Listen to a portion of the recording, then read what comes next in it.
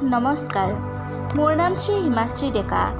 মই এটি কবিতা আবৃত্তি কৰিব লৈছোঁ। কবিতাৰ শিৰোনাম প্ৰচণ্ড ধুমুহাই প্ৰশ্ন কৰিলে মোক। কবি ডক্টৰ ভূপেন হাজৰিকা।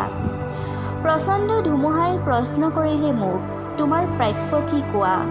মনৰ দুৱাৰ মেলি নিৰ্ভীকভাৱে ক'লোঁ, তোমাৰ শক্তিখিনি দিয়া।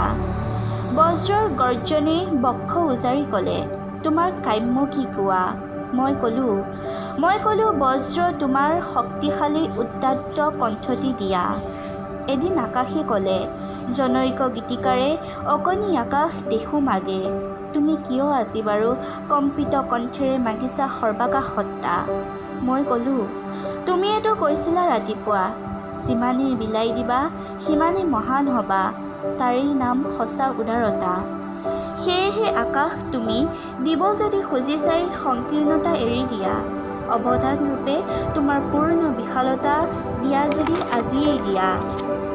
মহাকাশে দিলে মোক বিশাল দৃষ্টি, আৰু ধুমুহাই প্ৰচণ্ড শক্তি।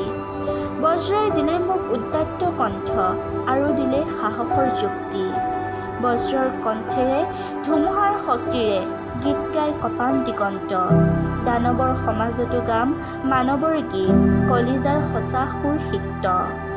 মুমূৰ্ষ মানৱক জীৱনৰ বিদ্যুৎ কিঞ্চিতো যদি দিব পাৰোঁ, আকাশ ধুমুহা আৰু বজ্ৰক তাৰ বাবে শতবাৰ প্ৰণিপাত কৰোঁ।